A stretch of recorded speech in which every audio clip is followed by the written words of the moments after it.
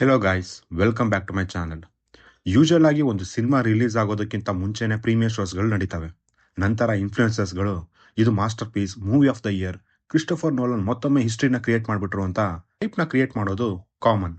ಸಾಮಾನ್ಯವಾಗಿ ಇಂಥ ಹೈಪ್ಗಳನ್ನ ನಾನು ನಂಬೋದಿಲ್ಲ.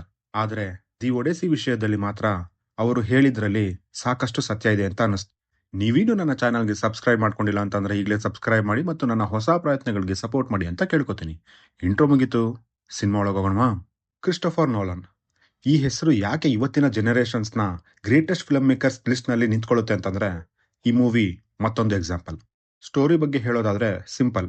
ಟ್ರಾಜನ್ ವಾರ್ ಆದ್ಮೇಲೆ ಒಡೆಸಿಯಸ್ ತನ್ನ ಕಿಂಗ್ಡಮ್ ಇತಾಕಾಗೆ ವಾಪಸ್ ಹೋಗುವಂತ ಜರ್ನಿ. ಕೇಳೋಕೆ ಸಿಂಪಲ್ ಅಂತ ಅನ್ಸುತ್ತೆ, ಆದ್ರೆ ಈ ಜರ್ನಿ ಮಾತ್ರ ಬರೋಬ್ಬರಿ 10 ವರ್ಷ ಆಗುತ್ತೆ.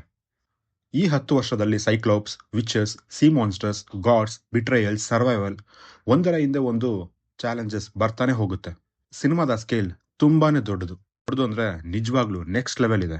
ಬಹುತೇಕ ಸೀನ್ಸ್ಗಳು ರಿಯಲ್ ಲೊಕೇಶನ್ಸ್ ನಲ್ಲೇ ಶೂಟ್ ಮಾಡಿರೋದ್ರಿಂದ ಪ್ರತಿಯೊಂದು ಫ್ರೇಮ್ ಕೂಡ ವಿಜುವಲಿ ಸ್ಟನ್ನಿಂಗ್ ಆಗಿ ಕಾಣಿಸುತ್ತೆ. CGI ಯೂಸ್ ಮಾಡಿದ್ರು ಕೂಡ ಅದು ಆರ್ಟಿಫಿಷಿಯಲ್ ಅಂತ ಎಲ್ಲೂ ಫೀಲ್ ನ ಕೊಡೋದಿಲ್ಲ. Matt Damon as Odysseus simply brilliant. ಅವರ ಪರ್ಫಾರ್ಮೆನ್ಸ್ ನಲ್ಲಿ ಒಬ್ಬ ವಾರಿಯರ್ನ ಪೇನ್, ಸ್ಟ್ರಗಲ್, ಹೋಪ್ ಎಲ್ಲೋ ಫೀಲ್ ಆಗುತ್ತೆ. ಆನೆ ಹ್ಯಾಥ್ವೆ ಕೂಡ ಎಮೋಷನಲ್ ಸೀನ್ಸ್ ನಲ್ಲಿ ತುಂಬಾನೇ ಇಂಪ್ರೆಸ್ ಮಾಡ್ತಾರೆ. ರಾಬರ್ಟ್ ಪ್ಯಾಟಿನ್ಸನ್ ಕೂಡ ಎಂದಿನಂತೆ ಸಾಲಿಡ್ ಪರ್ಫಾರ್ಮೆನ್ಸ್ ನ ಕೊಡ್ತಾರೆ. ಆದ್ರೆ ಟಾಮ್ ಹಾಲೆಂಡ್ ಬಗ್ಗೆ ಹೇಳೋದಾದ್ರೆ ಕೆಲವೊಂದು ಸೀನ್ಸ್ ನಲ್ಲಿ ಕ್ಯಾರೆಕ್ಟರ್ ಗಿಂತ ಟಾಮ್ ಹಾಲೆಂಡ್ನೇ ಕಾಣಿಸೋ ತರ ಅನ್ಸುತ್ತೆ.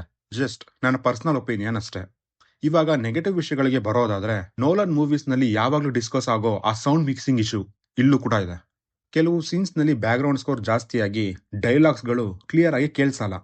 ಇನ್ನೊಂದು ಪಾಯಿಂಟ್ ಏನಪ್ಪಾ ಅಂತಂದ್ರೆ ಕ್ಯಾರೆಕ್ಟರ್ಸ್ ಯೂಸ್ ಮಾಡುವಂತ ಇಂಗ್ಲಿಷ್ ತುಂಬಾನೇ ಮಾಡರ್ನ್ ಆಗಿ ಫೀಲ್ ಆಯ್ತು. ಪಿಕ್ ಮೈಥಾಲಜಿ ಮೂವಿ ಬಗ್ಗೆ ಅದು ಕೆಲವರಿಗೆ ಇನಿಷಿಯಲಿ ಆಡ್ ಅಂತ ಅನಿಸ್ಬಹುದು. ಈ ಸಿನಿಮಾದಲ್ಲಿ ನನಗೆ ಇವೆರಡೇ ಮೈನರ್ ಇಶ್ಯೂಸ್ಗಳು ಕಾಣಿಸಿದ್ದು. ಈ ಎರಡು ಪಾಯಿಂಟ್ ನ ನೆಗ್ಲೆಕ್ಟ್ ಮಾಡಿದ್ರೆ the Odyssey is a spectacular theatre experience. ಈ ತರ ಮೂವೀಸ್ಗಳು OTT ಗಾಗಿ ಮಾಡಿರೋದಲ್ಲ, ಥಿಯೇಟರ್ಸ್ಗಾಗಿನೇ ಮಾಡಿರ್ತಾರೆ. ಸೊ ನೀವೇನಾದ್ರೂ ಎಪಿಕ್ ಅಡ್ವೆಂಚರ್, ಮೈಥಾಲಜಿ ಮತ್ತು ನೋಲನ್ಸ್ ನ ಇಷ್ಟಪಡೋರು ನೀವಾಗಿದ್ರೆ ಈ ಮೂವಿನ ಮಿಸ್ ಮಾಡ್ಕೊಳ್ಳೋದಕ್ಕೆ ಹೋಗ್ಲೇಬಿಡಿ. ಇನ್ನು ನೀವೇನಾದ್ರೂ ಈ ಸಿನಿಮಾನು ಆಲ್ರೆಡಿ ನೋಡಿದ್ರೆ ಹೇಗನ್ನಿಸ್ತು ಅಂತ ದಯವಿಟ್ಟು ಕೆಳಗಡೆ ಕಮೆಂಟ್ ಮಾಡಿ ತಿಳಿಸಿ. ನೋಡಿಲ್ಲ ಅಂತಂದ್ರೆ ಐಮ್ಯಾಕ್ಸ್ ನಲ್ಲೇ ಹೋಗಿ ನೋಡಿ, ವರ್ತ್ ವಾಚ್ ಅಂತ ಹೇಳ್ತೇನೆ. ವಿಡಿಯೋನ ಮುಗಿಸುವಂತ ಸಮಯ ಆಯ್ತು. ಮುಂದಿನ ವಿಡಿಯೋದಲ್ಲೇ ಸಿಗೋಣ ಅಂತ ಹೇಳ್ತಾ ನಾನಿನ್ನು ಹೋಗ್ಬಿಟ್ಟು ಬರ್ತೀನಿ.